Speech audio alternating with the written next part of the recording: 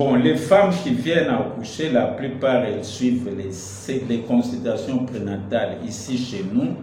Alors, c'est organisé de manière qu'il y ait les sages-femmes qui puissent donner, elles donnent des conseils en rapport avec la grossesse. Elles s'occupent aussi de donner les vaccins. Et elles donnent aussi certains produits comme les Fansida pour la prévention de la malaria telle que recommandée par l'Organisation mondiale de la santé. Et ces femmes sont suivies par les gynécologues. Et souvent, elles commencent leur consultation prénatale à la fin du premier trimestre. On en profite pour faire la première échographie. Et dans les suivis, s'il n'y a aucun problème, nous faisons une échographie au deuxième trimestre et au troisième trimestre. Alors pour les examens de routine, nous demandons l'hémogramme, la glycémie, les tests HIV.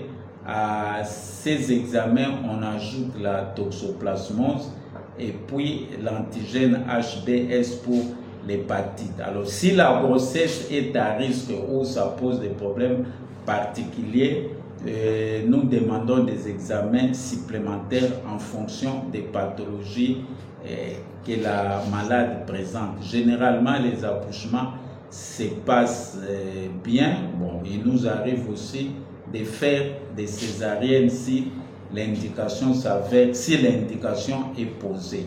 Voilà un peu comment nous suivons nos gestantes, donc les femmes enceintes. Alors pour les couples qui viennent, pour les mamans qui viennent pour désir de maternité ou infertilité, nous leur conseillons de venir avec leur mari dans la mesure du possible et nous faisons un petit bilan et pour les maris et pour la femme. Et en fonction des résultats de ces examens, nous pouvons donner une thérapie ou adopter une prise en charge.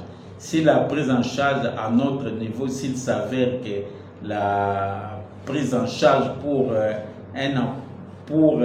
une conception de manière naturelle s'avère dépasser ou problématique, nous pouvons orienter ces femmes vers l'assistance médicale à la procréation dans nos milieux pour les centres qui le font. Et nous sommes aussi en contact avec certains hôpitaux européens auprès de qui nous pouvons orienter ces femmes. C'est cool. Ok. Est-ce que vous avez un petit conseil sur la prévention? Bon, si on doit donner un petit conseil, la prévention, c'est toujours mieux de prévenir que de guérir, comme on dit. Le cancer du col, c'est une pathologie, c'est un cancer pour lequel l'accessibilité au dépistage est à la portée de tout le monde parce que les frottis oncologiques que nous faisons ne coûtent pas cher et c'est un moyen efficace de prévenir les cancers du col parce que dans notre milieu, bon, la vaccination n'a pas encore commencé. De la même façon pour les cancers du sein, en recourant à la mammographie, on peut détecter des lésions qui précèdent les cancers du sein et les prendre en charge à temps. Donc nous pensons qu'avec la prévention, on peut réduire la fréquence de ces deux cancers.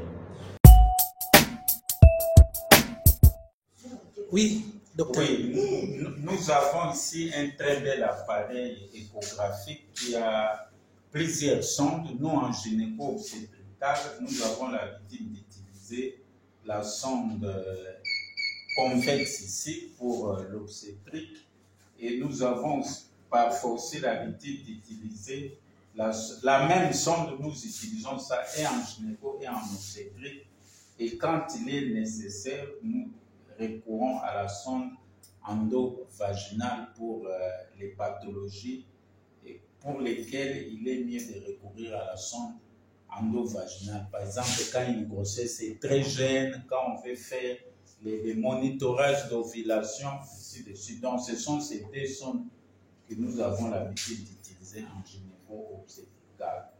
Et la sonde L6 jusqu'à 12, donc la sonde à haute fréquence est utilisée pour les examens mammaires, les examens du sein. Voilà un peu ce que je peux dire à propos de cette affaire. Ok, merci beaucoup, docteur. Merci.